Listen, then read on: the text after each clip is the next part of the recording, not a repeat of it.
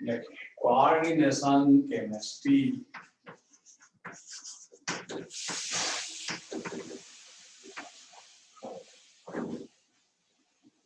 Coordination chemistry coordination compound से related है। Coordination compound के अंदर कोऑर्डिनेशन बॉन्ड होता है। तो सबसे पहले ये समझे कि कोऑर्डिनेशन बॉन्ड होता क्या है। बॉन्ड आपने सुने होंगे पुराने जमाने में, जब 11th में आप स्टडी करते थे तो 3 टाइप के बॉन्ड की आप स्टडी करते थे। एक बॉन्ड का नाम था आयोनिक बॉन्ड, जिसमें एक एलिमेंट दूसरे एलिमेंट को कंप्लीटली इलेक्ट्रॉन ट्रांसफर करता, वैलेंसी सेल का, वो वैलेंसी सेल में गेन करता है, ये आयोनिक बॉन्ड। NaCl इसका बेहतर एग्जांपल आप सब जानते हैं।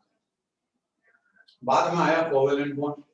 कोवेलेंट बॉन्ड वो बॉन्ड होता है जिसमें एलिमेंट पार्टनरशिप करते हैं इलेक्ट्रॉन की वैलेंसी सेल की रिक्वायरमेंट के अकॉर्डिंग, कितनी उसकी रिक्वायरमेंट है, कितने इलेक्ट्रॉन में उसका ऑक्टेट कंप्लीट हो जाएगा, दोनों एलिमेंट इलेक्ट्रॉन को पार्टनरशिप में रखते हैं और बॉन्ड का फॉर्मेशन करते हैं। बॉन्ड सिग्मा भी हो सकता, पाई भी हो सकता।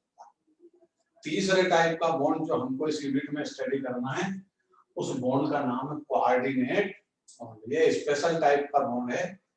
इसमें एक एलिमेंट या एक एलिमेंट का कंपाउंड, मतलब बहुत सारे उसमें एलिमेंट हो, मींस कंपाउंड भी हो सकता है।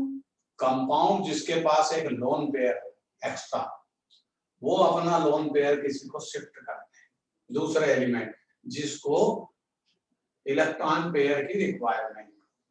इस टाइप के बॉन्ड का नाम होता है कोऑर्डिनेट कोवेलेंट बॉन्ड। इसी के बारे में हम स्टडी करेंगे और इसी से रिलेटेड यूनिट है पूरी, जिसको हम बोलते हैं कोऑर्डिनेशन केमिस्ट्री। एक सिंपल सा एग्जांपल लेते हैं। जैसे मान लीजिए NH3। NH3 के बारे में फेमस है, आप जानते हो कि NH3 के नाइट्रोजन के पास एक लोन पेयर होता है, और ये भी फेमस है कि जिसके पास एक एक्स्ट्रा इलेक्ट्रॉन लोन पेयर होता है वो क्या होता है, Lewis base. According to Lewis acid base concept contain one or more than one lone pair called Lewis base. तो अमोनिया क्या है, बेसिक नेचर की है, किसके अकॉर्डिंग, लुईस के कांसेप्ट के अकॉर्डिंग।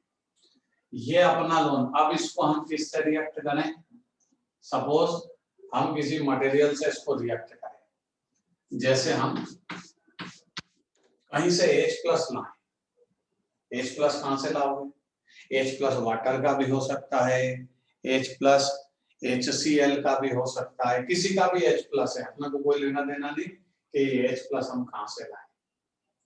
ये H+ आयन क्या है, अरे H+ आयन को हम प्रोटॉन भी बोल सकते हैं। ये अपना इलेक्ट्रॉन किसी को रिलीज करके आया, डोनेट करके आया। जैसे आप वाटर की बात करें तो वाटर में H+ और क्या रिलीज हो जाएगा, वो H-। ये वाला H यहाँ आया है। अगर HCl लोगे तो ये HCl, ये H+ आयन Cl-, ये H+ आयन वहां पर आया अमोनिया के पास, ठीक है। तो H+ आयन को हम क्या बोलते हैं, प्रोटॉन। अब प्रोटॉन के पास तो इलेक्ट्रॉन है ही नहीं, उसकी रिक्वायरमेंट क्या है, 2 इलेक्ट्रॉन, ये इसके पास आया इधर। तो अमोनिया क्या करेगा, ये अमोनिया का डायग्राम ऐसा होता है, NH3 पहले से होता है। अब नाइट्रोजन के पास एक लोन पेयर था, तो ये नाइट्रोजन अपना लोन पेयर किसको शिफ्ट कर देगा, हाइड्रोजन, और किसका फॉर्मेशन कर लेगा, NH4+, मतलब अमोनियम आयन का। अब यहाँ स्टोरी क्या हुई, अमोनियम आयन का फॉर्मेशन कैसे हो गया, अमोनिया के पास एक एक्स्ट्रा लोन पेयर था, उसने अपने लोन पेयर हाइड्रोजन प्रोटॉन को शिफ्ट कर दिया, क्योंकि प्रोटॉन की रिक्वायरमेंट थी एक इलेक्ट्रॉन पेयर। तो जो मटेरियल जिसके पास एक एक्स्ट्रा लोन पेयर हो, वो अपना लोन पेयर किसी दूसरे मटेरियल को शिफ्ट कर दे, दूसरे आयन को शिफ्ट कर दे, प्रोटॉन को शिफ्ट कर दे, और उस टाइप के बॉन्ड को बॉन्ड फॉर्मेशन कर ले, इस बॉन्ड को हम बोलते हैं कोऑर्डिनेट बॉन्ड या कोऑर्डिनेट कोवेलेंट बॉन्ड। इसको कुछ लोग डेटिव बॉन्ड भी बोलते हैं। तो दोनों तरह का बॉन्ड है, उससे अपने को कोई मतलब नहीं उसका नाम क्या है, और अपने को इसी के बारे में स्टडी करना है। तेजी से बोर्ड पर से नोट करिए कि कोऑर्डिनेट बॉन्ड का मतलब क्या है। लिखिए, हाथ पैर चलाइए लीड पेन से, अपनी फेयर नोटबुक में लिखिए coordinate covalent bond. Coordinate covalent bond में लिखिए when electron pair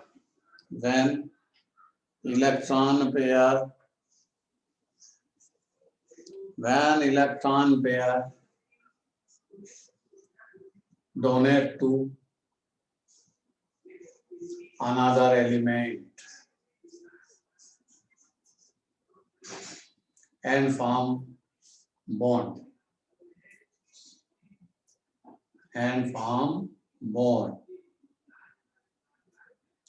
it is represented by arrow. It is represented by arrow.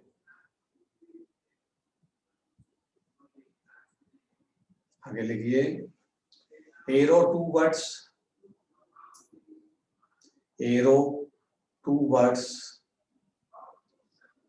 gainer of electron pair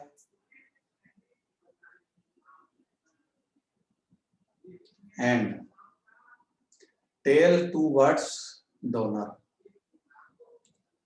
tell किसके साइड होगी? डोनर के साइड होगी।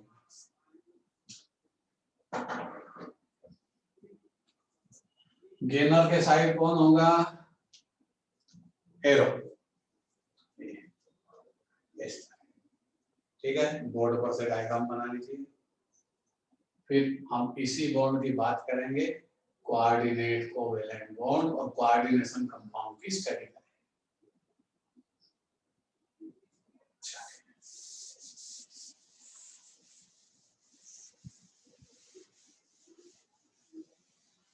कोऑर्डिनेशन कंपाउंड की study करने के पहले हम सबसे पहले ये स्टडी करेंगे कि कंपाउंड के टाइप कितने हैं। कंपाउंड दो टाइप का होता है, एक डबल साल्ट, यही से यूनिट स्टार्ट होती है कोऑर्डिनेशन केमिस्ट्री। एक टाइप का होता है डबल साल्ट और दूसरा होता है कॉम्प्लेक्स साल्ट। दोनों की डेफिनेशन सुनिए जो अपने काम आएगी। डबल साल्ट वो साल्ट है जो केवल सॉलिड स्टेट में स्टेबल होता है। डबल साल्ट की डेफिनेशन क्या है? Salt which are stable only in solid state, जो केवल सॉलिड स्टेट में स्टेबल हो, वो डबल साल्ट। इनको जब वाटर में डिसॉल्व करते हैं तो ये अपने आयंस में डिसोसिएट हो जाते हैं, dissociate into their ion in a dissolve state. ये डिसॉल्व स्टेट में आयोनाइज्ड हो जाएंगे, आयंस में डिसोसिएट हो जाएंगे। केवल स्टेबल कब है? Only solid state. जैसे K2SO4 Al2SO4 whole thrice into 24H2O, इसको हम बोलते हैं पोटास एलम। जब आप पोटास एलम को वाटर में डिसॉल्व करोगे तो ये सॉलिड स्टेट में स्टेबल है, केवल सॉलिड स्टेट में इसका इंप्रेशन है। जैसे ही आप वाटर में डिसॉल्व करोगे ये आयंस में डिसोसिएट हो जाएगी। जिस जो इसके पास है, कौन कौन से आयन है इसके पास? पोटेशियम 2K+, एल्यूमिनियम 2Al3+, ये sulphate 3+1, 4SO4 double minus plus 24H2, सब आयंस में डिसोसिएट हो। इस टाइप के साल्ट को हम बोलते हैं डबल साल्ट। समझ में आई डेफिनेशन? डबल साल्ट का मतलब है जो सॉलिड स्टेट में अपना इंप्रेशन रखे, ओनली सॉलिड स्टेट में स्टेबल और डिसॉल्व स्टेट में आयंस में डिसोसिएट हो जाए। दूसरा एग्जांपल BaCl2 into 2H2O, ये भी डबल साल्ट का एग्जांपल है। इसको जब वाटर में डिसॉल्व करोगे तो ये क्या देगा, ये 2 plus 2Cl minus plus 2H2, सारे आयन डिसोसिएट। दूसरे टाइप का साल्ट होता है कॉम्प्लेक्स साल्ट। कॉम्प्लेक्स साल्ट वो साल्ट होता है जो सॉलिड स्टेट में भी स्टेबल है और डिसॉल्व स्टेट में भी स्टेबल कॉम्प्लेक्स आयन देगा। क्या देगा, स्टेबल कॉम्प्लेक्स आयन देगा, उसको बोलते हैं complex salt. Example K4 KpCN6, ये इसका एक एग्जांपल है। यहीं से कोऑर्डिनेशन केमिस्ट्री, इसी के बारे में अपने को डिटेल स्टडी करना है, मतलब इस टाइप के कंपाउंड कॉम्प्लेक्स साल्ट के बारे में। कॉम्प्लेक्स आयन भी बोलते हैं, कॉम्प्लेक्स साल्ट भी बोलते हैं, इनको कोऑर्डिनेशन कंपाउंड भी बोलते हैं, क्योंकि इनके अंदर कोऑर्डिनेट कोवैलेंट बॉन्ड प्रेजेंट होता है। ये कॉम्प्लेक्स साल्ट का एग्जांपल है। कॉम्प्लेक्स साल्ट क्या होता है, कॉम्प्लेक्स साल्ट का मतलब होता है जो सॉलिड स्टेट में भी स्टेबल है और डिसॉल्व स्टेट में भी कॉम्प्लेक्स आयन देगा। जैसे इसको जब वाटर में डिसॉल्व करोगे तो ये क्या देगा, 4K प्लस प्लस ApCN6, ये 4 पॉजिटिव इससे सेपरेट हुआ तो इसके साथ पे क्या आ जाएगा, 4 नेगेटिव, और इसको हम बोलते हैं कॉम्प्लेक्स आयन। मतलब ये सॉलिड स्टेट में भी अपना इंप्रेशन रखता है, स्टेबल था, जब इसको वाटर में डिसॉल्व किया आपने तो ये कॉम्प्लेक्स आयन देता है। मतलब सेपरेट कौन होगा, जो इस बिग ब्रैकेट के लेफ्ट साइड लिखा हो या राइट साइड लिखा हो चला जाएगा, बट जो कोऑर्डिनेशन स्फीयर में, बिग ब्रैकेट को हम बोलते हैं कोऑर्डिनेशन स्फीयर, ये वाले को, ये कोऑर्डिनेशन स्फीयर ब्रेक नहीं होगा तो इसको बोलते हैं हम कॉम्प्लेक्स आयन। पहले दोनों की डेफिनेशन लिखेंगे, दोनों के एग्जांपल लिखेंगे, और फिर हमारी स्टडी आगे बढ़ेगी कॉम्प्लेक्स आयन से रिलेटेड। यही कोऑर्डिनेशन केमिस्ट्री है। लिखिए, नोट करिए, राइटिंग वर्क भी साथ में करते चलिए। लिखिए, डबल साल्ट, डबल साल्ट, मैंने जैसे कॉलम बना के लिखा वैसे ही आपको लिखना है। डबल साल्ट, डबल साल्ट की डेफिनेशन लिखिए, the compound which are stable in solid state only, stable only in solid state, they dissolve in water, they dissolve in water, dissociated into their ions, dissociated into their ions,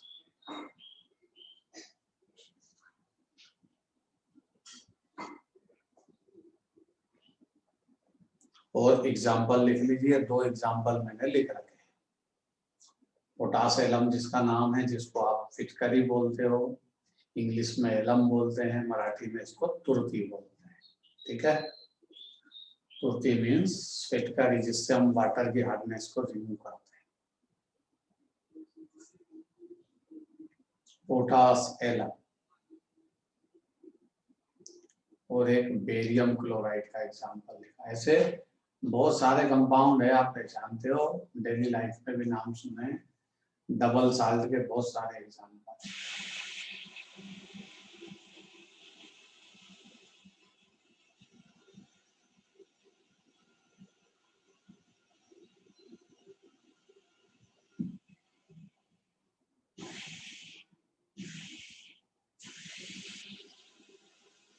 second side column बना के आपने लिखा होगा, उसमें लिखिए complex salt, coordination compound, इसमें लिखिए the salt which are the salt which are stable in a solid state as well as dissolved state. वो दोनों ही कंडीशन में स्टेबल होते हैं.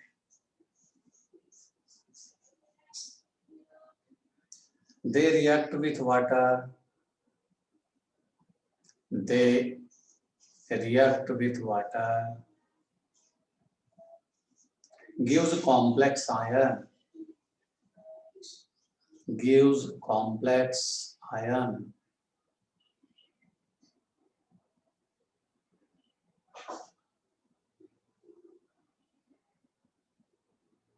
बोर्ड पर से कॉम्प्लेक्स आयन का जो एग्जाम्पल लिखा है उसको नोट कर लीजिए.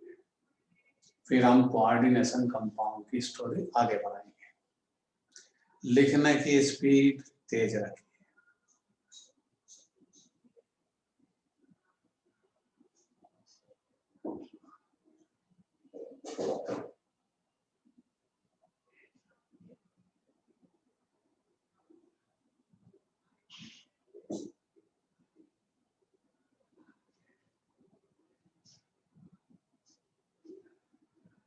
चलिए, जब लिख लें तो यस और नो लिखिए, फिर आगे बढ़ेंगे.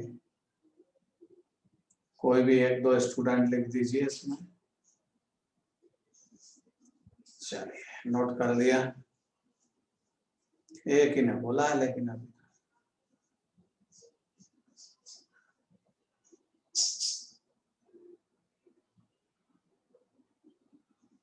चलिए, बहुत सारे बच्चों ने नोट कर लिया है.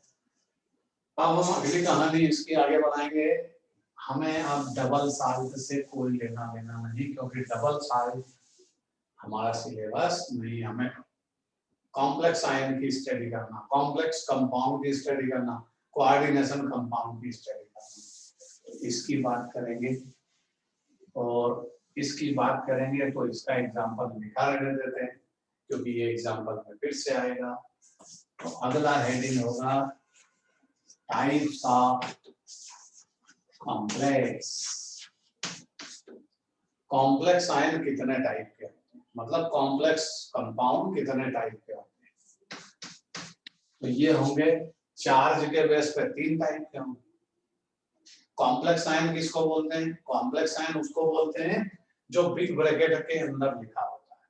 जैसे पोटेशियम K4, ये कॉम्प्लेक्स आयन में शामिल नहीं है, ये तो पॉजिटिव आयन है. ये कॉम्प्लेक्स आयन कैसा बना देख करके बताओ. जब आप K4 FeCN(OL6) को वाटर में डिसॉल्व करोगे तो पोटेशियम तो पॉजिटिव आयन के फॉर्म में सेपरेट हो गया, क्योंकि ये कॉम्प्लेक्स आयन है ही नहीं. अब ये बना, ये आयन कॉम्प्लेक्स आयन. तो बताओ इस पर कैसा चार्ज है? दिखता है, मैंने 4 नेगेटिव चार्ज लगाया. अगर कोई मटेरियल इधर है, केमिस्ट्री में ध्यान रखिए, केमिस्ट्री में किसी भी कंपाउंड का फार्मूला लिखना है, पॉजिटिव पार्ट हमेशा लेफ्ट साइड होता है. तो पोटेशियम इधर लिखा मतलब ये पॉजिटिव पार्ट है. हाँ, अगर उधर कोई लिखा होता तो फिर बात अलग थी. अभी ये समझिए कि पोटेशियम लेफ्ट साइड लिखा है कंपाउंड के, तो ये पॉजिटिव पार्ट है. जैसे सोडियम क्लोराइड NaCl, सोडियम को पहले लिखते हैं. किसी भी कंपाउंड का फार्मूले में पॉजिटिव पार्ट पहले होता है, नाम भी उसी का पहले लेते हैं. जैसे sodium chloride, copper sulphate, sodium chloride positive part है, क्लोराइड नेगेटिव पार्ट है. ऐसा कभी नहीं बोलते क्लोराइड सोडियम. तो इसमें भी पोटेशियम पॉजिटिव पार्ट है, ये पूरा नेगेटिव पार्ट है. तो इस कॉम्प्लेक्स का नाम होता है नेगेटिव कॉम्प्लेक्स. First type. दूसरा टाइप पॉजिटिव कॉम्प्लेक्स. जब कॉम्प्लेक्स आयन पर पॉजिटिव चार्ज हो तब उसको पॉजिटिव कॉम्प्लेक्स बोलेंगे. जैसे CrNH3(OL6)Cl3, ये कोई कंपाउंड है, ये भी कोऑर्डिनेशन कंपाउंड है. अब इसमें ये कॉम्प्लेक्स है, जो बिग ब्रैकेट के अंदर होता है वो कॉम्प्लेक्स होता है, और इसके इधर Cl3 लिखा, मतलब ये कॉम्प्लेक्स पॉजिटिव आयन की तरह काम करेगा, पॉजिटिव पार्ट है. और ये पार्ट कौन सा बन गया? नेगेटिव. इसको वाटर में डिसॉल्व करो. वाटर में जब आप डिसॉल्व करोगे तो क्या फॉर्मेशन देगा? ये CrNH3(OL6), ये सेपरेट हो गया. 3Cl minus. ये क्लोराइड आयन नेगेटिव, तो फिर राइट साइड लिखा, राइट साइड कोई भी लिखा हो नेगेटिव बनेगा, ये कुछ क्या बन जाएगा, पॉजिटिव आयन। इसमें कितना पॉजिटिव चार्ज लगा, जितना क्लोरीन का नेगेटिव चार्ज गया, 1 2 3, ये 3 पॉजिटिव कॉम्प्लेक्स आयन है। ये पॉजिटिव कॉम्प्लेक्स का एग्जांपल है। कभी कभी क्या होता है कि जब हम वाटर में डिसॉल्व करें तो ना तो वो पॉजिटिव आयन देगा ना नेगेटिव देगा, मतलब वो न्यूट्रल कॉम्प्लेक्स की तरह काम करेगा। तीसरा टाइप का क्या होता है, न्यूट्रल कॉम्प्लेक्स। एग्जांपल लिखूंगा, CONH3 होल थ्राइस Cl3, ये कॉम्प्लेक्स कंपाउंड। अब इसमें तो ना तो कोई लेफ्ट साइड लिखा है ना कोई राइट साइड लिखा है, ये खुद ही आयन है, ये खुद ही कंपाउंड है। इसको वाटर में डिसॉल्व करोगे कुछ नहीं देगा, यही बनेगा, एक ही मॉलिक्यूल रहेगा इसका। ठीक है, तो कहने समझाने का मतलब है कि इस पर कोई चार्ज नहीं है, इसका पॉजिटिव नेगेटिव न्यूट्रल चार्ज सब बिग ब्रैकेट के अंदर है। तो ऐसे कॉम्प्लेक्स को हम बोलते हैं न्यूट्रल कॉम्प्लेक्स। तीनों के टाइप लिखिए, फिर अगली स्टोरी सुनाते हैं। Types of complex ion, board पर से लिखते चलिए, इसमें डिक्टेट करने की कोई आवश्यकता नहीं है। Positive, negative and neutral complex, तीनों के एग्जांपल लिख लीजिए। नेगेटिव कॉम्प्लेक्स वो होगा जिस पर नेगेटिव चार्ज होगा, सिंपल सी डेफिनेशन है। जिस पर पॉजिटिव चार्ज होगा वो पॉजिटिव कॉम्प्लेक्स का आयन होगा, जिस पर कोई चार्ज ना होगा वो न्यूट्रल कॉम्प्लेक्स का एग्जांपल होगा। तीनों मैंने लिख दिए।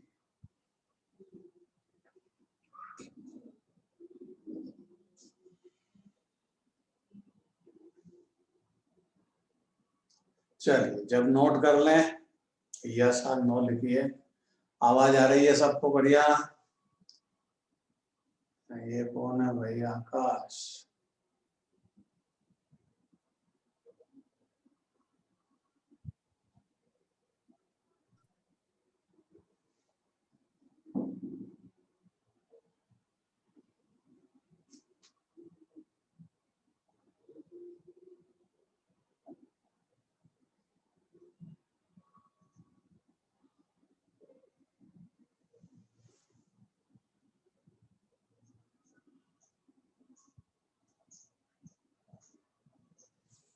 क्या हुआ भाई, एक ऐड हुआ और टोटल में से फिर एक कम हो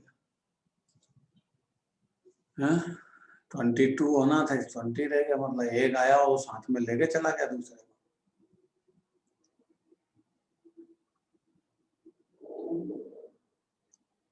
चलिए, नोट कर लिया सबने?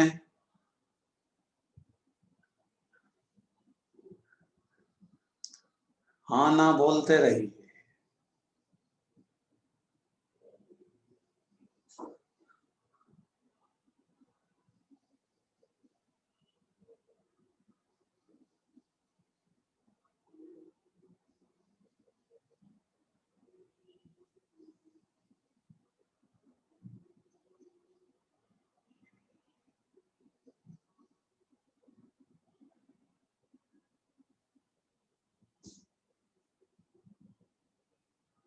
चलिए नेक्स्ट, अब कोऑर्डिनेशन कंपाउंड के अंदर कॉम्प्लेक्स जो होता है, कोऑर्डिनेशन कॉम्प्लेक्स, उसके बारे में स्टडी करेंगे।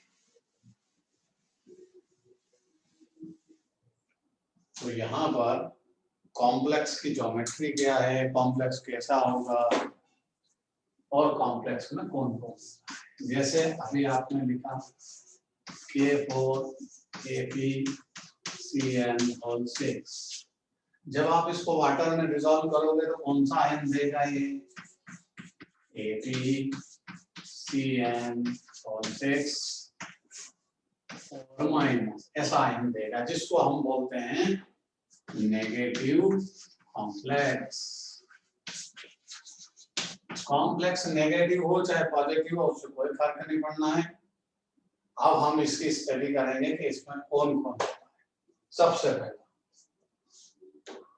सबसे पहला इसमें एक मेटल होगी जिसको हम नाम देते हैं सेंट्रल मेटल, सीएम। सीएम का मतलब क्या है? Central metal. इसमें एक सेंट्रल मेटल होगी कोऑर्डिनेशन कंपाउंड के अंदर, जो मेनली कौन से ब्लॉक की होगी?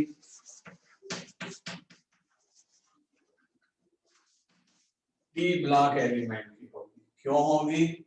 क्योंकि डी ब्लॉक के एलिमेंट्स में आपको क्या मिल सकता है? Vacant D orbital. और ये पता है आपको कि जिसके पास वेकेंट डी ऑर्बिटल प्रेजेंट होता है वो किसकी तरह बिहेव करता है? Lewis acid. तो लुईस एसिड कौन होता है? लुईस एसिड होता है इलेक्ट्रॉन पेयर गेनर।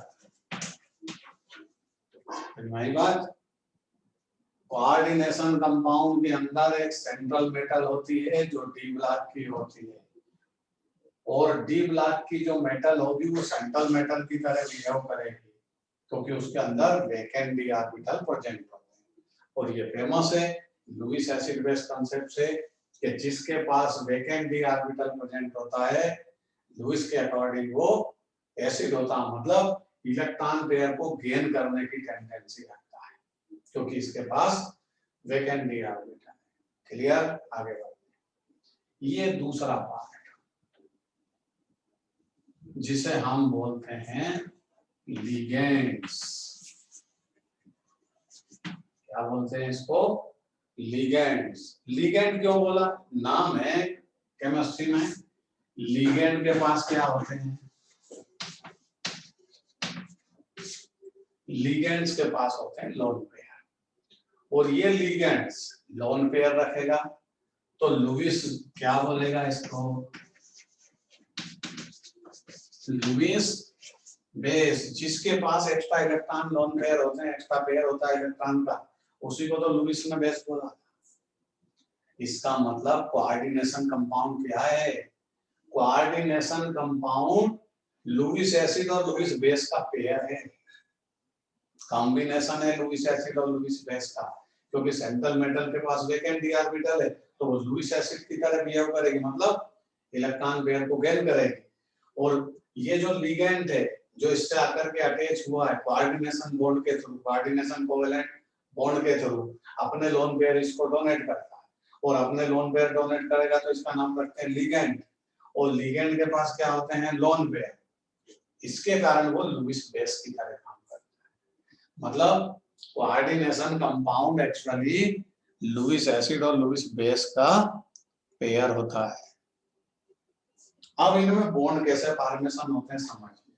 सेंटर में कौन होगा? एक, ये सेंटर में। अब ये इसका स्फीयर है,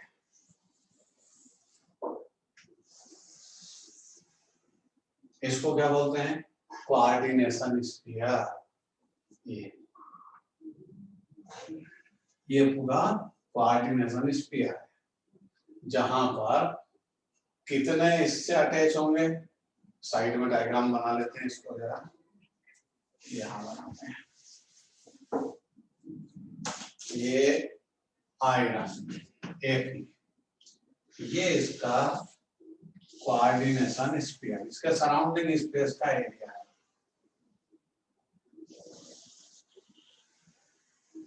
ये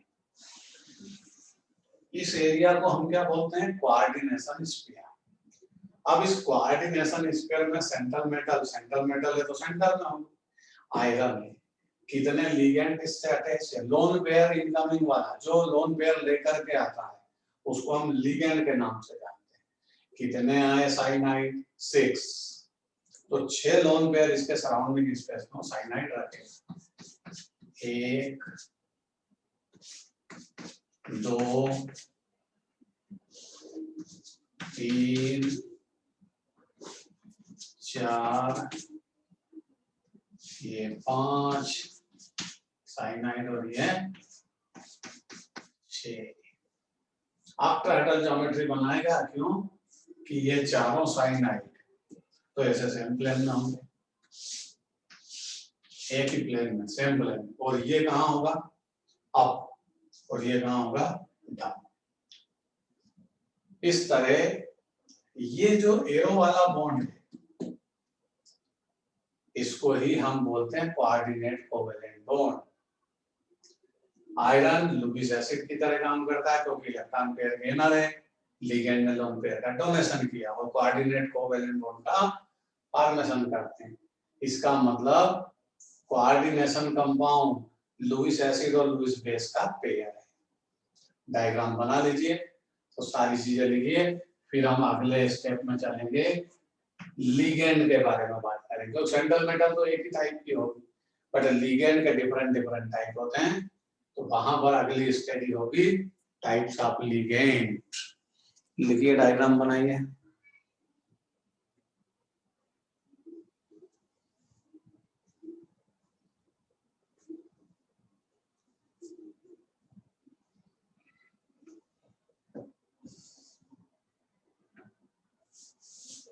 बोर्ड पर से डायग्राम बना लीजिए, जितनी चीजें मैंने समझाई है वो लिख लीजिए।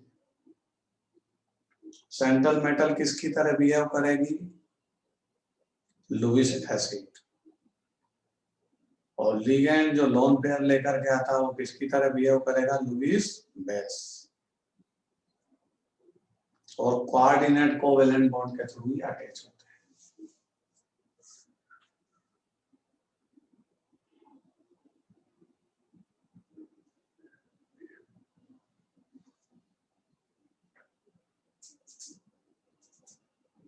भाई जिनको नेट की प्रॉब्लम होती है वो अप डाउन करते रहते हैं। नेट जो है अच्छी क्वालिटी का यूज करिए, तब जाके आपकी प्रॉब्लम सॉल्व होगी।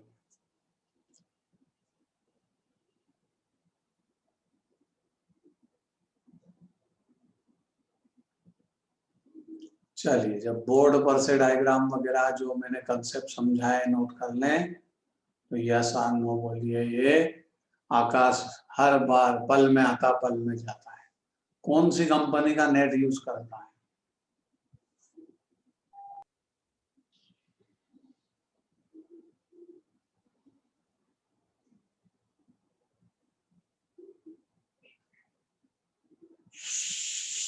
जब आप लिख लें, नोट कर लें, तो यस और नो लिखिए।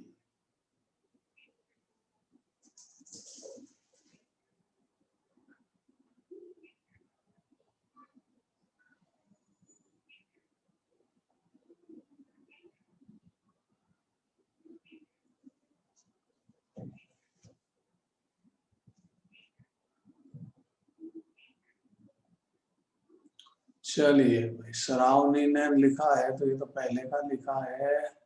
साक्षी ने लिख लिया,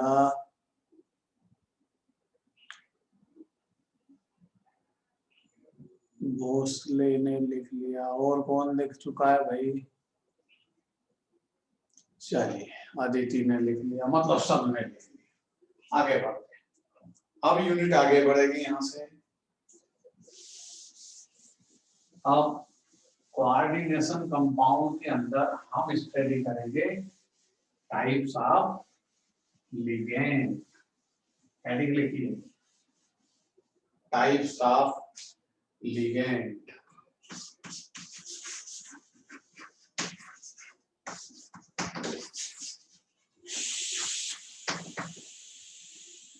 अच्छा, अभी समझा लिगेंड किसको बोलते हैं? अभी आपने समझा, हाँ ना बोला था। लिगेंड किसको बोलते हैं? लिगेंड जिसके पास लोन पेयर है, जो लोन पेयर लेकर के आता है वो कौन है? लिगेंड है। ठीक है, चलिए, तो लोन पेयर जो लेकर के आता है उसको हम लिगेंड बोलते हैं। तो अब यहां से स्टार्ट करेंगे हम क्लासिफिकेशन ऑफ लिगेंड, क्योंकि लिगेंड डिफरेंट डिफरेंट टाइप के होते हैं, सेंट्रल मेटल तो एक ही टाइप के। तो पहले जो क्लासिफिकेशन करेंगे हम लिगेंड का, वो चार्ज के बेस पर है, बेसिस ऑन चार्ज। ये पहला क्लासिफिकेशन। इसके 3 क्लासिफिकेशन, पहला चार्ज के बेस पे, दूसरा लोन पेयर कितने नंबर में है उसके बेस पर, और एक तीसरा टाइप होता है कि कितने साइड से लोन पेयर का डोनेशन कर सकते, एक साइड से, 2 साइड से, ट्रिपल साइड से, ऐसे। तो चार्ज के बेस पे लिगेंड केवल 3 टाइप के होते हैं, क्योंकि चार्ज का जो बेसिक लोग है तो 3 टाइप के लोग हैं। एक नेगेटिव लिगेंड,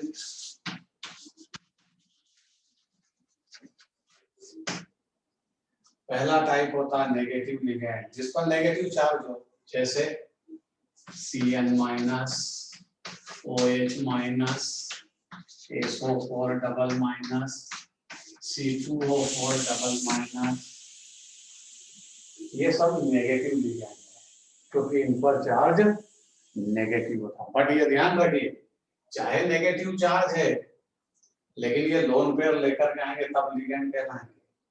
इनके पास चार्ज है और लोन पेयर नहीं है तो ये लिगेंड की क्वालिटी में नहीं है। तो यहाँ पर साइनाइड, OH और भी बहुत सारे नेगेटिव लिगेंड होते हैं, NH2 minus, Cl minus, Br minus, ये सब नेगेटिव लिगेंड्स में आते हैं क्योंकि इनके पास नेगेटिव चार्ज है।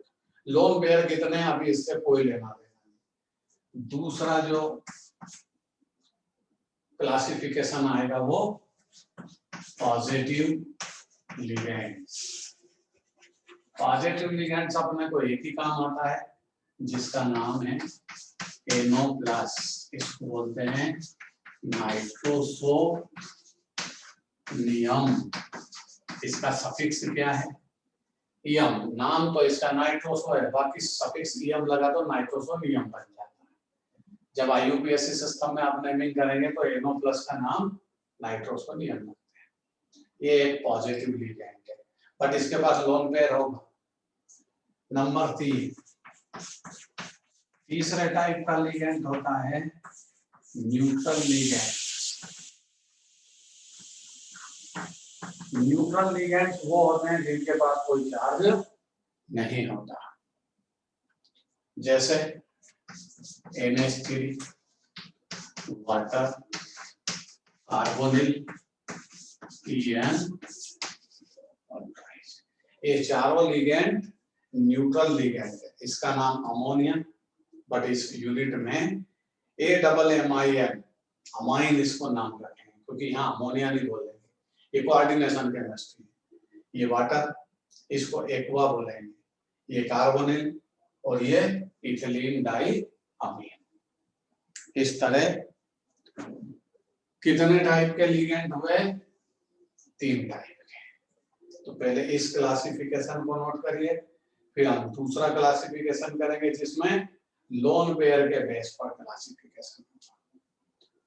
तो स्टेप वाइज नोट करिए। सबसे पहला क्लासिफिकेशन बेस्ड ऑन चार्ज, लिखिए classification of ligand based on their charge.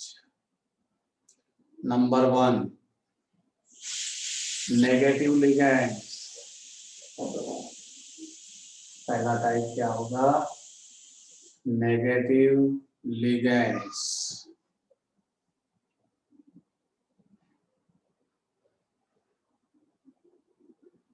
Negative ligands में लिखिए कैरी नेगेटिव चार्ज। बोर्ड पे एग्जांपल लिखे वो लिख लीजिए।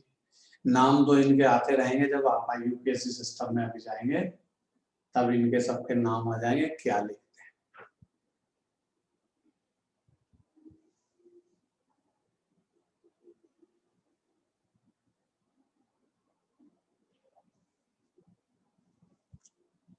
लिखिए दूसरा positive charge, positive ligand carry positive charge, एक ही इसका एग्जांपल है।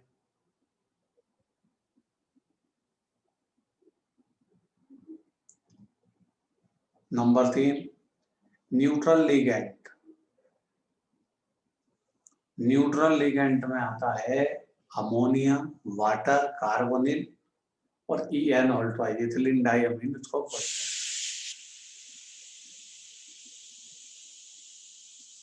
एग्जाम्पल बोर्ड पर से लिख लीजिए, फिर आगे बात करेंगे।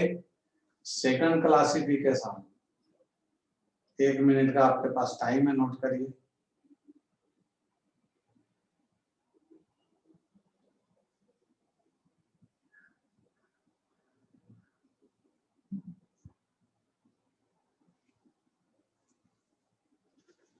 चलिए आगे बढ़ेंगे, नोट कर लिया होगा आपने।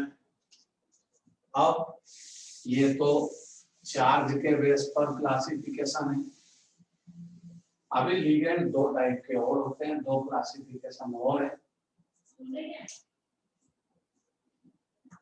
दूसरा टाइप जो है उसको हम बोलते हैं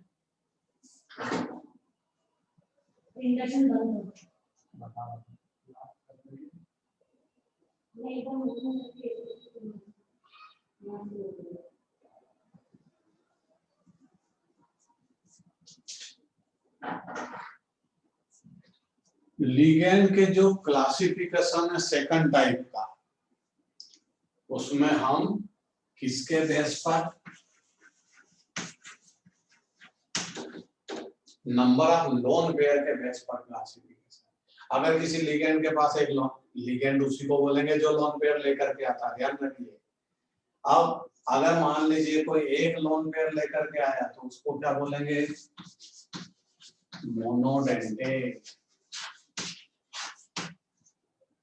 मोनोडेंटेट लिगेंड जो एक लोन पेयर को लेकर के आए सेंट्रल मेटल से अटैच हो, जैसे Cn minus, NH3, water, OH minus, NO plus, ये सब मोनोडेंटेट है। अब यहाँ चार्ज के बेस पर क्लासिफिकेशन नहीं है, लोन पेयर के बेस पे, इसलिए इसमें पॉजिटिव भी होंगे, न्यूट्रल भी होंगे, नेगेटिव भी हो सकता है।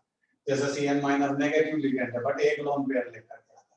अमोनिया न्यूट्रल लिगेंड है but carry one lone pair.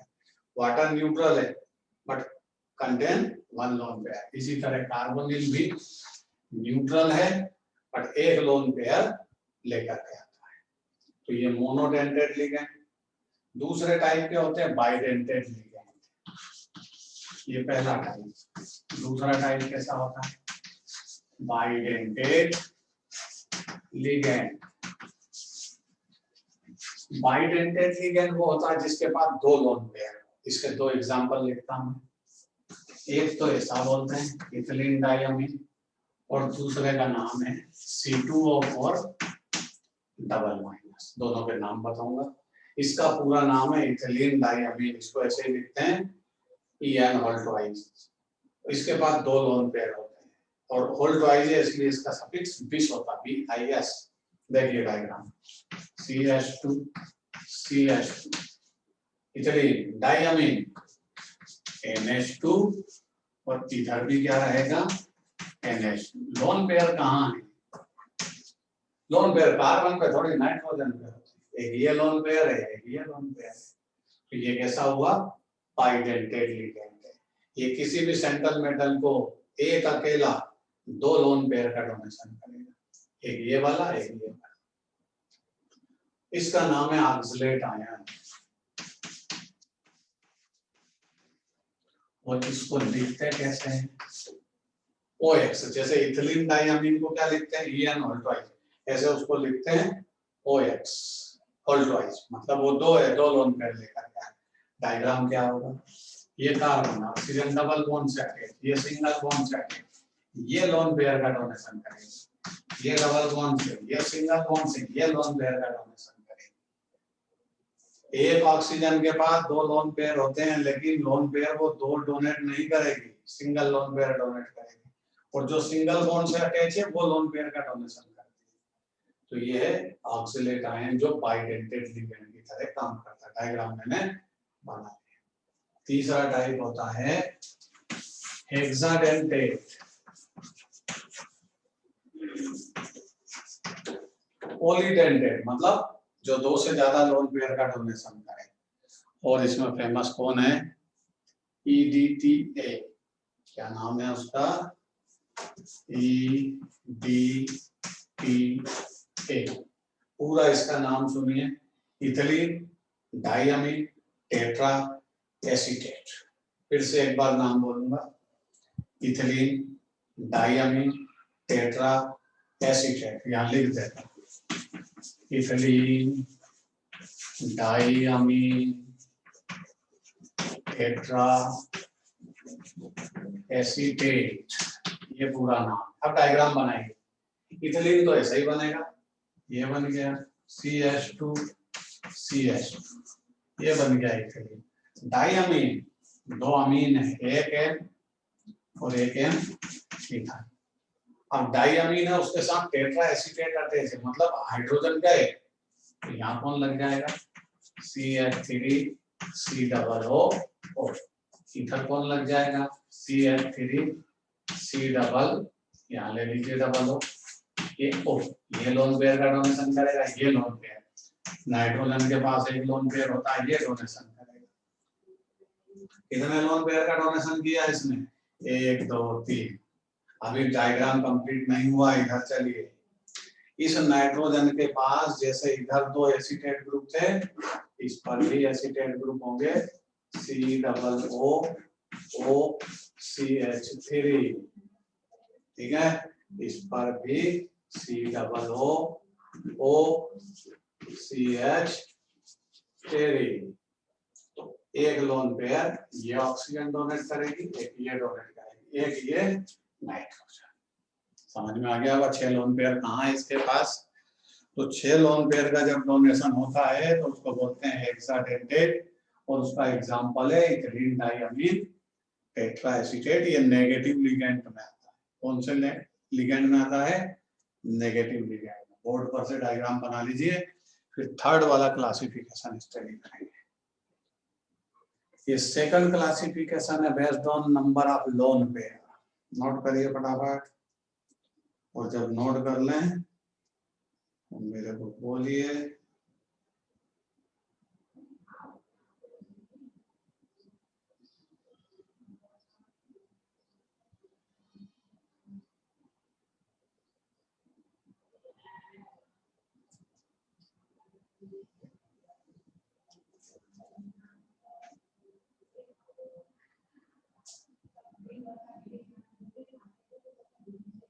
फटाफट नोट करिए, 2 मिनट बाद फिर हम अगला क्लासिफिकेशन, लोन पेयर को डोनेट कितने साइड से करता है।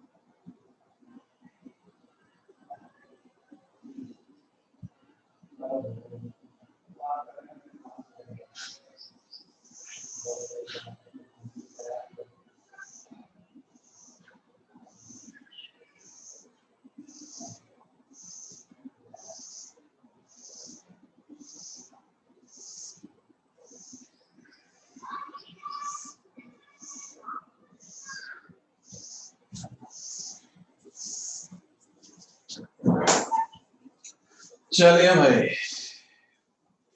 नोट कर लिया होगा सबने, कोई गायब तो नहीं हुआ। ये आकाश को बहुत ज्यादा प्रॉब्लम है नेट की, पल में आता पल में जाता है। चलिए, तीसरा क्लासिफिकेशन लिगेंड का, एम्फीडेंटेड लिगेंड। कौन सा क्लासिफिकेशन? ये टाइप है एम्फीडेंटेड लिगेंड। एम्फीडेंटेड लिगेंड उस लिगेंड को बोलते हैं जो अपने दो एटम से लोन पेयर का डोनेशन कर सके। जैसे साइनाइड, साइनाइड एक लोन पेयर लेकर के आता है। साइनाइड कार्बन के साइड से इलेक्ट्रॉन पेयर को डोनेट करता है। जब ये कार्बन के साइड से इलेक्ट्रॉन का डोनेशन करेगा तो इसको क्या बोलेंगे? साइनाइड। और आईयूपीएसी सिस्टम में इसका नाम क्या लेंगे? साइएनो, सफिक्स ओ हो जाता है। ठीक है। अब जब कार्बन के पास भी लोन पेयर होता है, इसमें नाइट्रोजन के पास भी लोन पेयर होता है, और अगर नाइट्रोजन के साइड से ये लोन पेयर का डोनेशन करें तो बनेगा आइसोसाइनाइड। और इसको आईयूपीएसी सिस्टम में फिर बोलने लगेंगे आइसोसाइएनो, सफिक्स और प्रीफिक्स वही है, ओ लगेगा। तो ये दोनों का फार्मूला सेम था, CmNC, but lone pair donating side change हो गई। ऐसे लिगेंड को बोलते हैं एम्फीडेंटेड लिगेंड, जो अपने दो एलिमेंट से, दो एटम से लोन पेयर का डोनेशन कर सके। दूसरा ONO, ये ऑक्सीजन से लोन पेयर का डोनेशन करेगा और इसको हम बोलते हैं नाइट्राइट। और जब आप इसको आईयूपीएसी सिस्टम में यूज करोगे तो सफिक्स क्या लगा लोगे? ओ नाइट्राइटो, ये चेंज हो जाएगा। नेगेटिव लिगेंड है, मोनोडेंटेड है, बट ये एम्फीडेंटेड लिगेंड का एग्जांपल है। ये जब बदलेगा तो नाइट्रोजन के साइड से लोन पेयर का डोनेशन करेगा और बन जाएगा नाइट्रो। इसमें ऑक्सीजन के साइड से लोन पेयर का डोनेशन करेगा ONO, फार्मूला सेम है NO2, वहां नाइट्रोजन से लोन पेयर का डोनेशन करेगा। एक होता है SCN, सल्फर के साइड से लोन पेयर का डोनेशन होगा, इसका नाम बनेगा थायोसाइनेट। और जब आईयूपीएसी नेम में लिखोगे तो थायोसाइनेट। तो नेगेटिव लिगेंड है, मोनोडेंटेड लिगेंड में आता है और सल्फर के साइड से इलेक्ट्रॉन का डोनेशन करेगा। ये बना NCS, इसको बोलेंगे आइसो थायोसाइनेट, और वही इसका सफिक्स हो लग जाएगा साइनेटो। इसमें नाइट्रोजन लोन पेयर का डोनेशन करेगा, ये साइनाइड आइसोसाइनेट की तरह। तो ये तीनों लिगेंड कैसे हैं? एम्फीडेंटेड लिगेंड है। डायग्राम बनाइए और तीनों के नाम लिख लीजिए।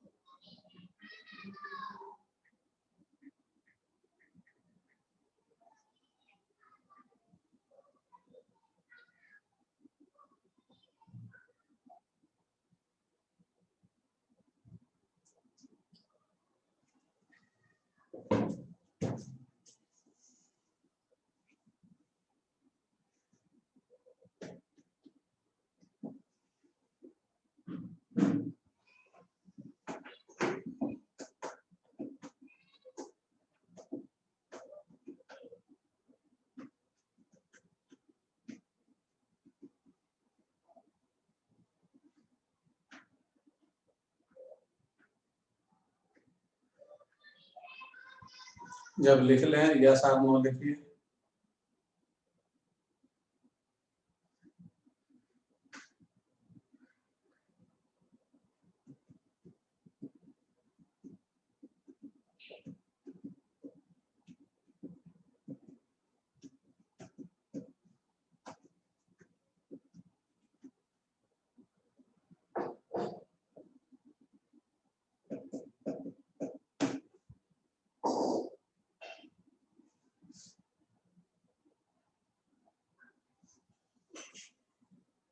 चलिए भाई, सबने लिखा?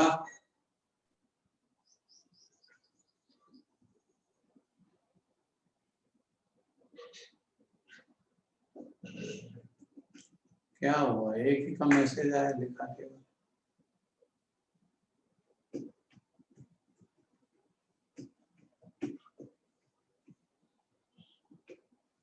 ये क्लासिफिकेशन है एम्फीडेंटेट लिगेंड के एग्जाम्पल है। इसके बाद हम आते हैं Werner theory of coordination compound. Werner theory of coordination compound. Yes और नो लिखिए भाई, लिखा सबने? ना लिखा?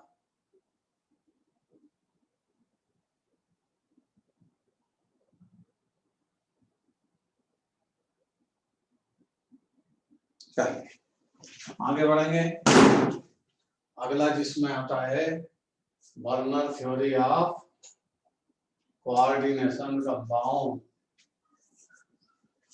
कंपाउंड के लिए एक साइंटिस्ट था वर्नर, उसने एक थ्योरी का प्रपोजल दिया कि कोऑर्डिनेशन कंपाउंड का हैप्पी बर्थडे कैसे होता है। उसको बोलते हैं हम Werner's theory of coordination compound. Heading लिखिए, Werner theory of coordination compound. इसके बारे में हम स्टडी करेंगे। वर्नर की क्या थ्योरी है कोऑर्डिनेशन कंपाउंड की? वर्नर ने ये प्रपोजल दिया कि कोऑर्डिनेशन कंपाउंड जो है उसका हैप्पी बर्थडे कैसे होता है। अब जैसे मान लीजिए ये कोई कोऑर्डिनेशन कंपाउंड है,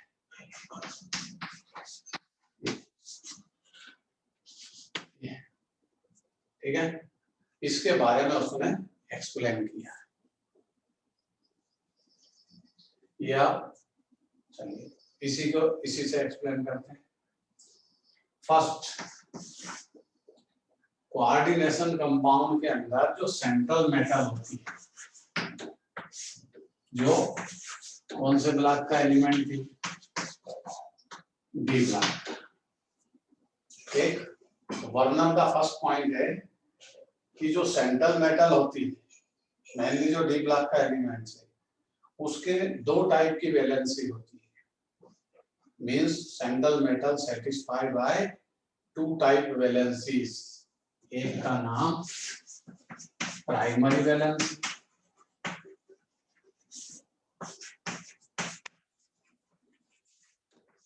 और दूसरी का नाम सेकेंडरी वैलेंसी। ये पहला पॉइंट है वर्नर थ्योरी का कि सेंट्रल मेटल है two type valency. Central metal के पास कितनी वैलेंसी होगी? दो। एक प्राइमरी वैलेंसी और दूसरी सेकेंडरी वैलेंसी। अगला पॉइंट, ये पहला पॉइंट था, खत्म हो गया। अब सेकंड पॉइंट क्या दिया वर्नर थ्योरी ने? कि primary valency of central metal satisfy by mainly negative ion. समझ में आई बात? प्राइमरी वैलेंसी को कौन सेटिस्फाई करेगा? Primary valency satisfy by mainly always negative ion. Mainly क्या बोलो? नेगेटिव आयन ही बोलिए सीधा। प्राइमरी वैलेंसी को सेटिस्फाई केवल नेगेटिव आयन करता है। इसके अतिरिक्त न्यूट्रल और पॉजिटिव लिगेंड इसमें अटैच नहीं होगा। क्लियर? प्राइमरी वैलेंसी और क्या एक्सप्लेन करेगी? प्राइमरी वैलेंसी आयोनाइजेबल हो। कैसी वैलेंसी होगी है? प्राइमरी वैलेंसी आयोनाइजेबल होगी, आयोनाइज्ड हो जाएगी, सेपरेट हो जाती है। Primary valency show oxidation state of central metal. Primary valency क्या शो करेगी? प्राइमरी वैलेंसी सेंट्रल मेटल का ऑक्सीडेशन स्टेट शो करेगी, जिसको हम कैसे लिखते हैं? ऐसे, सेकंड थर्ड, आईयूपीएसी सिस्टम में जब आएगा तब ऐसा लिखना सीखेंगे। तो वर्नर की थ्योरी का सेकंड पॉइंट क्या है? Primary valency satisfied by always negative ion, it is ionisable, वो आयोनाइज हो सकती है। और क्या शो करती है primary valency? Primary valency show oxidation number of central metal. Oxidation number हम कैलकुलेट करना सीखेंगे, जैसे ऐसे ब्रैकेट में लिखेंगे। अब आगे बढ़ते हैं। सेकेंडरी वैलेंस, हमने वर्नर की थ्योरी का पहला पॉइंट क्या समझा था? वर्नर थ्योरी का कोऑर्डिनेशन कंपाउंड का पहला पॉइंट है कि सेंट्रल मेटल है और two type valency. Primary valency उसकी कहानी खत्म कर दी। सेकेंडरी वैलेंसी, सेकेंडरी वैलेंसी कौन सेटिस्फाई करता है? सेकेंडरी वैलेंसी कभी तो नेगेटिव आयन, कभी पॉजिटिव आयन, और न्यूट्रल भी इसको सेटिस्फाई कर सकता है। तीनों टाइप के ligand secondary valency central metal की सेटिस्फाई कर सकते हैं। ठीक, और ये क्या शो करता है? Secondary valency indicate coordination number of central metal. ये सेंट्रल मेटल का कोऑर्डिनेशन नंबर शो करेगा। समझ में आ गई बात? कोऑर्डिनेशन नंबर क्या होता है वो भी समझेंगे, उसका फार्मूला फिर समझेंगे। अगला फोर्थ पॉइंट है वर्नर थ्योरी का कि कोऑर्डिनेशन कंपाउंड में जो पॉजिटिव, नेगेटिव, न्यूट्रल आयन होते हैं उनकी एक फिक्स ज्योमेट्री होती है। या तो वो स्फीयर प्लेनर होते हैं या टेट्राहेड्रल होंगे या फिर ऑक्टाहेड्रल ज्योमेट्री। मतलब लिगेंड जब सेंट्रल मेटल से अटैच होता है तो उसकी ज्योमेट्री फिक्स अरेंज करता है। स्क्वायर प्लेनर, अगर वो DsP2 हाइब्रिडाइजेशन रखेगा तो उसकी ज्योमेट्री स्क्वायर प्लेनर बनाएगा। अगर वो हाइब्रिडाइजेशन sp3 रखेगा तो टेट्राहेड्रल ज्योमेट्री बनाएगा। और अगर वो कोऑर्डिनेशन नंबर 6 रखेगा तो फिर ज्योमेट्री ऑक्टाहेड्रल बनाएगा। ये वर्नर थ्योरी के मेन पॉइंट है। पहले इनको सिस्टमैटिक लिखेंगे, फिर मैं सिखाऊंगा आपको सेंट्रल मेटल का ऑक्सीडेशन नंबर कैसे कैलकुलेट करते हैं और कोऑर्डिनेशन नंबर कैसे कैलकुलेट करते हैं। लिखिए, Werner theory of coordination compound.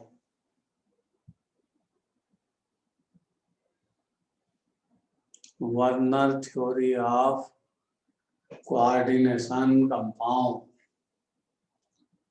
लिखिए। For coordination compound, for coordination compound, Werner's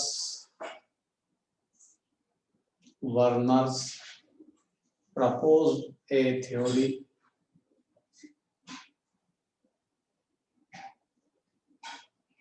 as following.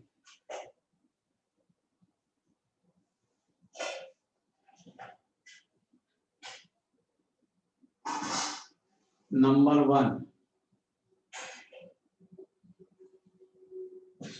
in coordination compound,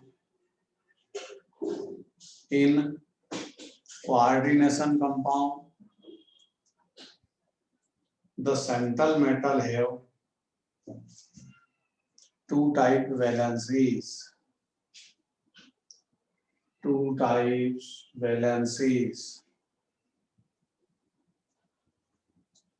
Number 1, primary valency. Number 2, secondary valency.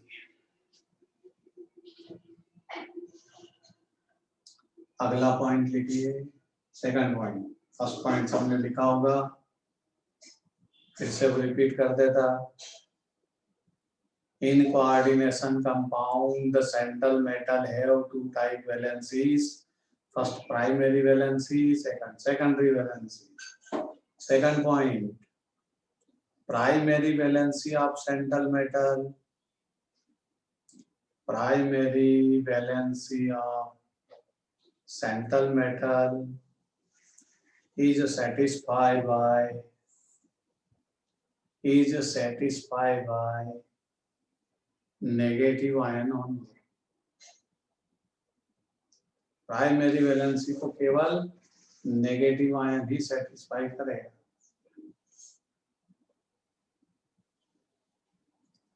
It is ionisable. Primary valency कैसी होती है? Ionisable.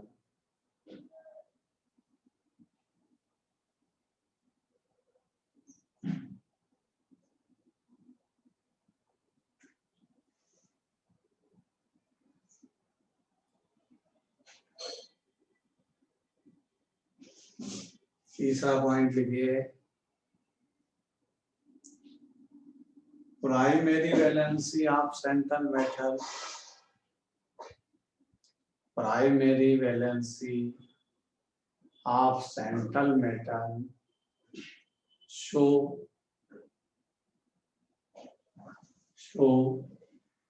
oxidation state of central metal. Oxidation of state of central metal, which indicate in small bracket, which indicate in small bracket.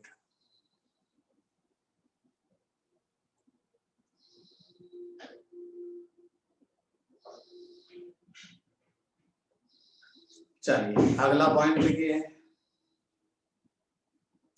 2 number 3 number जो भी इसका point हो। Secondary valency of central metal. Secondary valency of central metal is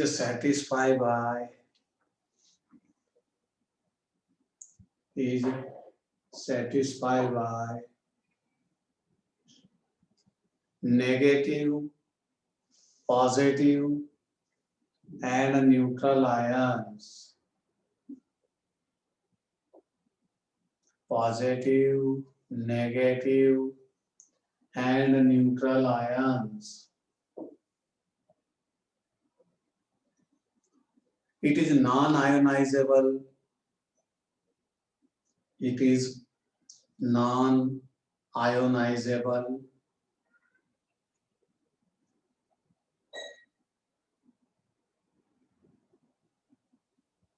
And indicate the coordination number of central metal. And indicate the coordination number of central metal.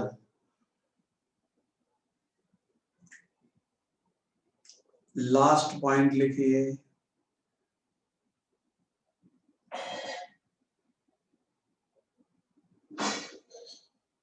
the ligand attached to the central metal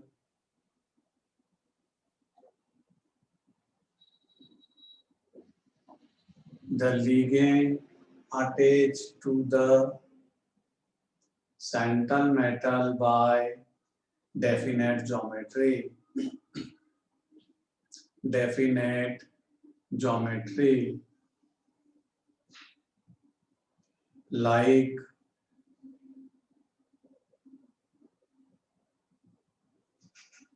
square planar, tetrahedral or octahedral.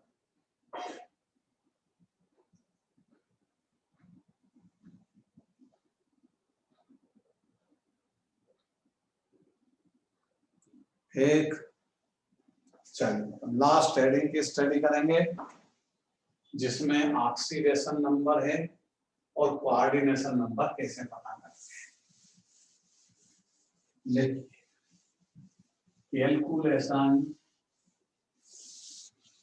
The oxidation state and coordination number of central metal. एक example लेंगे, उसी से दोनों चीजें अपने आप समझ में आ जाएगी। कैलकुलेशन द ऑक्सीडेशन स्टेट या oxidation number and coordination number of central metal. Central metal का ऑक्सीडेशन स्टेट और कोऑर्डिनेशन नंबर एक साथ या अलग अलग जैसा भी एग्जाम में पूछे कैसे कैलकुलेट करते हैं समझिए। एक फार्मूला लिखूंगा, ये कंपाउंड है CrNH3 6Cl3, ये कोई कंपाउंड है। इसमें आपको पूछा कि सेंट्रल मेटल कौन है? क्रोमियम, डी ब्लॉक का एलिमेंट है, ये सेंट्रल मेटल है। इसका कोऑर्डिनेशन नंबर पता करना और ऑक्सीडेशन स्टेट पता करना। तो इसको पता करने का तरीका है, पहले फार्मूला समझेंगे, पहले इसका डायग्राम बनाएंगे। डायग्राम कैसे बनाते समझिए। सेंट्रल मेटल क्रोमियम है तो सेंटर में होगी, फिर इसका एक स्फीयर होता है, स्फीयर मतलब सर्कल में, ये जिसको हम बोलते हैं कोऑर्डिनेशन स्फीयर। ये वाला पार्ट, ये वाला पार्ट क्या है? ये क्रोमियम का कोऑर्डिनेशन स्फीयर है। इसके अंदर वही रह सकता है जो बिग ब्रैकेट के अंदर है, बिग ब्रैकेट के बाहर है वो यहाँ नहीं रहेगा। तो देखिए अमोनिया में नाइट्रोजन लोन पेयर लेकर के आता है। कितना लोन पेयर लेकर के आता है? Single lone pair. Ammonia monodentate, एक ये इस क्रोमियम को लोन पेयर डोनेट करेगा। कितने लोन पेयर है? एक अमोनिया लेकर के नंबर में 6 है तो 6 लोन पेयर है। आपका एडल ज्योमेट्री बनाएगा। ये NH3 ये दिया है लोन पेयर, एक NH3 यहाँ होगा, ये दिया अपना लोन पेयर। ये क्रोमियम के अपर साइड है, ये प्लेन के डाउन साइड है। अब 4 अमोनिया सेम प्लेन में होगी ऐसे।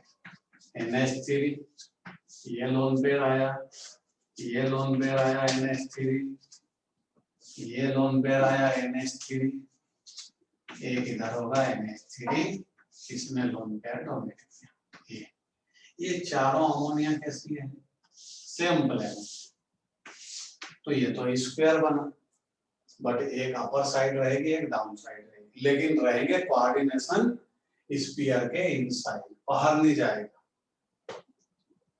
क्योंकि ये अमोनिया जो है लोन पेयर डोनेट जो करता है वो कोऑर्डिनेशन स्फीयर के अंदर होता है अभी, क्योंकि यहाँ आपका एडल ज्योमेट्री से ज्यादा का कोई कंसेप्ट नहीं है अपने पास। मतलब अपने सिलेबस में आपका एडल ज्योमेट्री है, मतलब 6 लोन पेयर वाले ज्योमेट्री स्टडी करना है। तो ये आपका एडल बना ज्योमेट्री में। अब देखिए कोऑर्डिनेशन नंबर का मतलब क्या है, तो यहाँ लिखेंगे कोऑर्डिनेशन नंबर। कोऑर्डिनेशन नंबर का मतलब है number of lone pair around the central metal. Central metal के सराउंडिंग स्पेस में हाउ मेनी लोन पेयर, कितने लोन पेयर प्रेजेंट। तो आप सिंपल सा देख सकते हो, बोर्ड पर दिख रहा है 6 लोन पेयर है। लिगेंड के नंबर से कोई मतलब नहीं कितने लिगेंड है, कभी कभी एक लिगेंड भी 6 लोन पेयर लेके आ जाएगा। जैसे हेक्साडेंट है, EDT है, तो कोऑर्डिनेशन नंबर 6 बनेगा। यहाँ 6 लिगेंड 6 लोन पेयर लाए तो कोऑर्डिनेशन नंबर 6। मतलब कोऑर्डिनेशन नंबर का मीनिंग क्या है? Number of lone pair around the central metal. कितने लिगेंड है इससे कोई लेना देना नहीं। लिगेंड चाहे 1 हो चाहे 2 हो चाहे 3 हो चाहे 6 हो, उससे कोई लेना देना नहीं। हमको ये देखना है कि सेंट्रल मेटल के around how many number of lone pair, वो उसका कोऑर्डिनेशन नंबर है। तो नंबर ऑफ लोन पेयर ये कोऑर्डिनेशन नंबर का मतलब है, फार्मूला सुन लीजिए। Coordination number equal to number of ligand, ligand को एल से रिप्रेजेंट करेंगे, number of ligand into lone pair, ये फार्मूला है। तो देखो पता करते हैं, नंबर ऑफ लिगेंड, कितना लिगेंड है 6, 6 इंटू लोन पेयर कितने लेकर के आया 1, तो इसका कोऑर्डिनेशन नंबर क्या आ गया 6।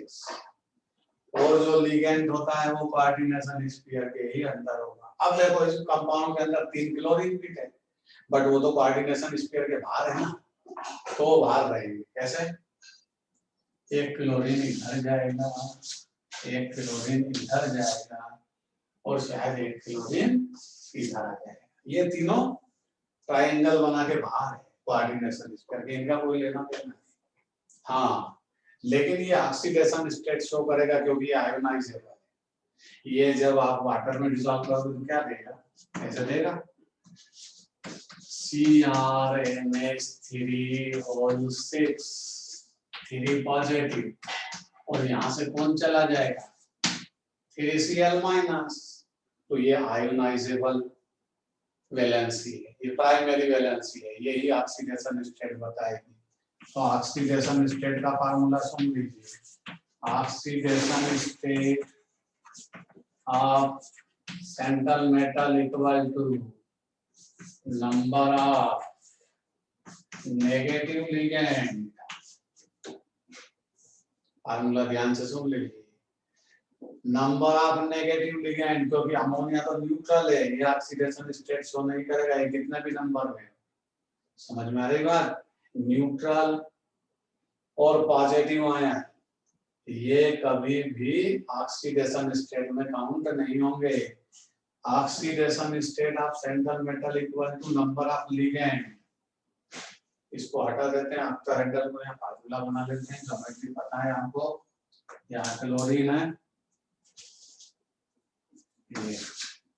यहाँ लिख देते हैं ज्योमेट्री कैसी है ऑक्टाहेड्रल। अब देखिए ऑक्सीडेशन स्टेट का फार्मूला क्या है, number of negative ligand into their charge, ये फार्मूला है। अब पता करो इसमें क्लोरीन के पास चार्ज कितना होता है अकेला, तो नंबर में कितना है 3, चार्ज हुआ 1, आंसर बना 3। तो ये ऑक्सीडेशन स्टेट कैलकुलेट करने का तरीका है। क्रोमियम का ऑक्सीडेशन स्टेट 3 है, और ऑक्सीडेशन स्टेट हमेशा नेगेटिव आयन शो करेगा, चाहे वो कोऑर्डिनेशन स्फीयर के आउटसाइड हो, चाहे कोऑर्डिनेशन स्फीयर के अंदर आ जाए, कहीं भी हो, वो आपको ऑक्सीडेशन स्टेट बता देगा। एक एग्जांपल लिखिए, फिर मैं दूसरा एग्जांपल समझाता आपको।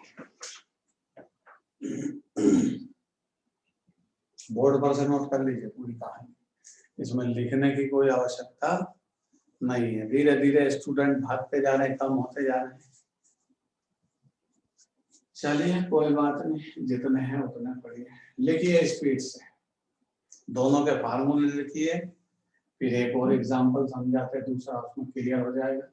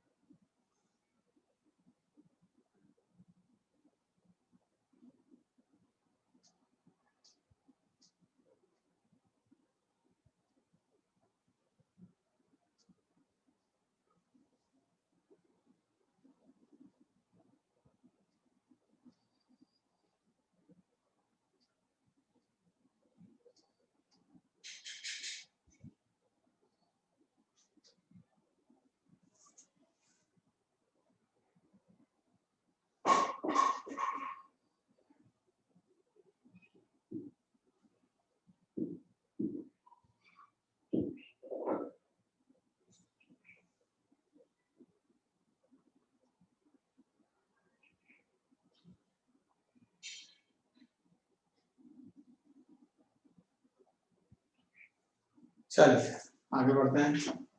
दूसरा एग्जांपल लेते हैं और उसमें ऑक्सीडेशन स्टेट और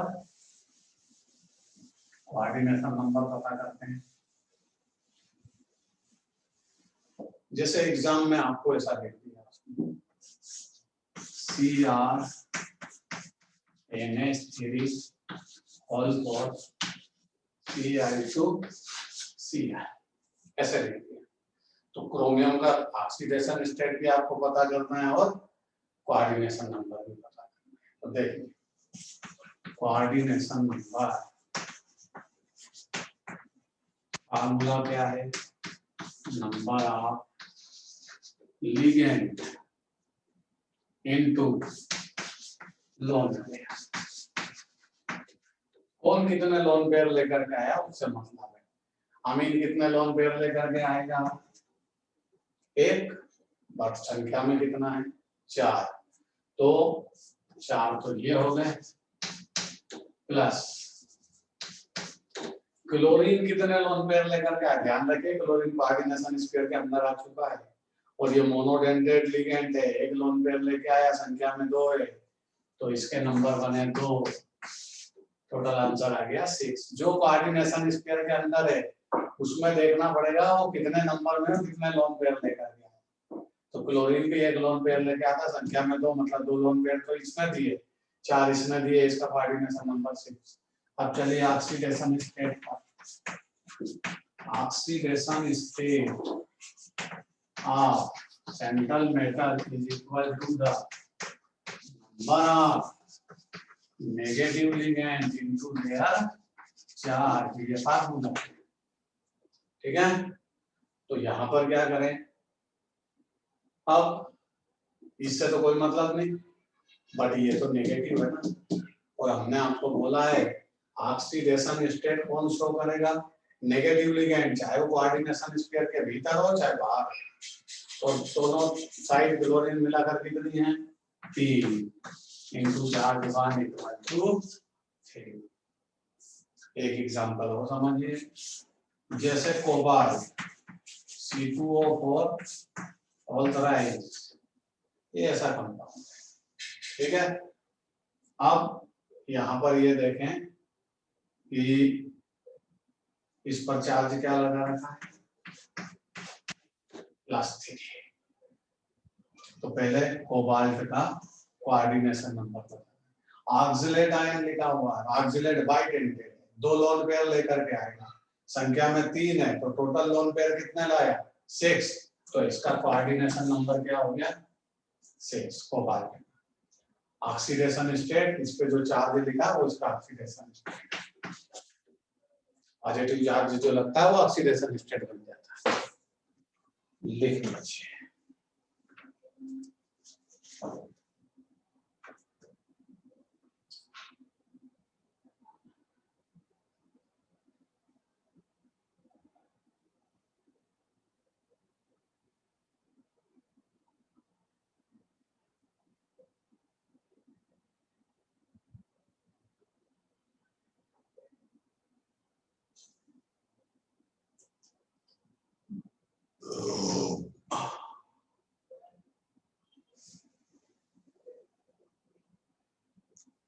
oxidation state of chromium is +3, सही तो है।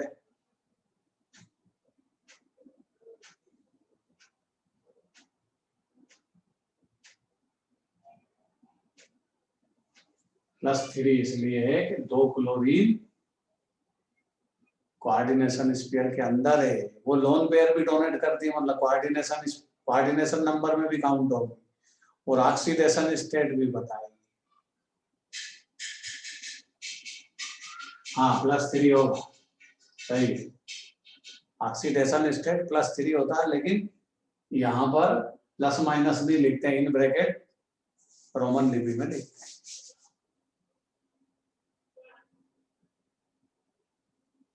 चलिए आज की कहानी यही खत्म करते हैं, कल फिर मुलाकात करेंगे इसी टाइम 12:30 को। 12:30 to 2 PM तक आपकी क्लास होती है। कल इसी यूनिट को आगे बढ़ाएंगे। जय हिंद। भाग जाइए अपने अपने घर। घर में सुरक्षित रहिए, वरना कोरोना आपसे हिसाब पूछेगा।